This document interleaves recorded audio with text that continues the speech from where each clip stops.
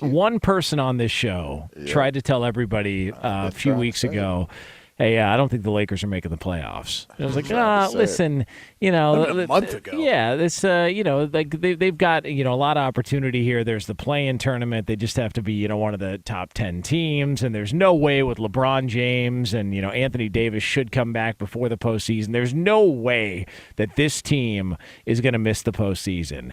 And yet here we are. The Lakers are now 2 games out of the final play-in spot in the Western Conference. What an absolute armpit fart of a season for the Los Angeles Lakers. I mean, LeVar, credit where credit is due. You tried to warn everybody this team wasn't going to make the postseason, and you probably got a lot of heat from the ball washers that make up local LA radio and media. People listening right now on AM 570, The Blowtorch, AM 570, LA Sports. There's 4 games left. They're 2 out. I don't know what the odds are on them making the postseason, but it does not look good considering they've got 3 road games left in this dreadful year for the Lakers. They just haven't trended up. That was why I was looking at it like, man, how many games are they, from not being in, and then how many games are left? Like, it just didn't seem like it was a foregone conclusion that they were going to get into the play-in round.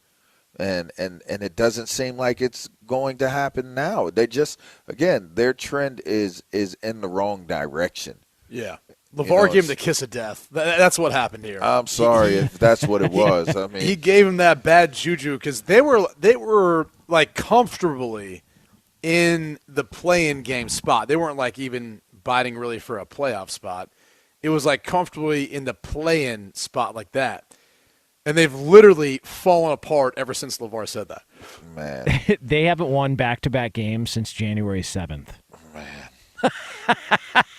like okay. They're terrible. So let's just assume that this trend continues and they don't make it.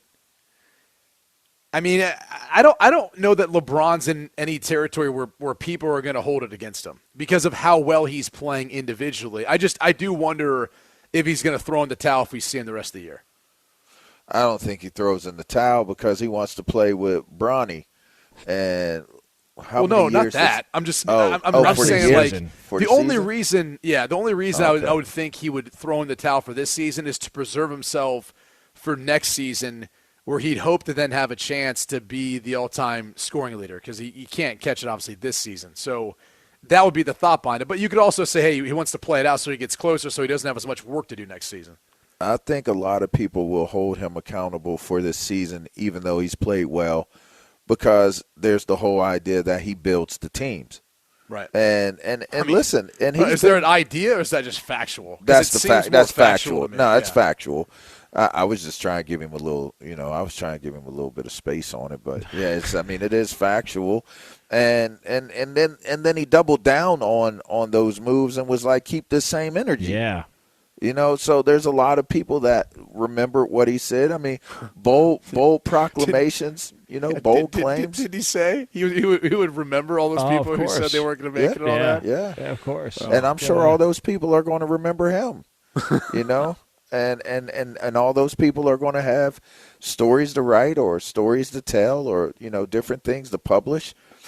And I think that he's going to have to deal with the brunt of this the lack of success this year. I really all right. do. I'm a football player. He's sure you are. He put the pads on, put the helmet on. Was that Brooks Koepka? Pretty deep voice for Brooks Koepka there. Here's the so he was in Miami for 4 years, correct? That was the big three lasted 4 years. They went to the finals every year and won 2 titles. And people look at that and go, well, they should have done more, even though they were in the finals every year. And won 2 of those. They should have did more. Yeah, 3, and that was 4, the big proclamation. 5. All right, so we're now 6. So we're now in the 4th year of his time in LA, and he's going to have missed the playoffs twice with a bubble title and a first-round exit last year in the postseason. He's going to be Bubble Boy. Okay, that's so what we have to call him. So he's Bubble Boy. Has Bubble Boy delivered the goods since being here in LA? I mean, would you consider this a success? If what happened in Miami was considered a disappointment, what the hell do you call this? Missing the playoffs twice, I mean, a Bubble Boy having championship an in MVP year. and we're talking about LeBron, I think he's having a successful year because he's still holding people's attention. It's still a story. It's still trying to wonder what LeBron can do, what's next. See, I think Laker fans have turned on him.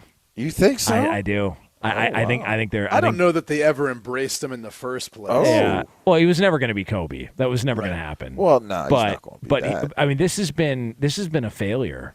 I mean, just call it what it is. It's been a failure. Like you can't look at any. What?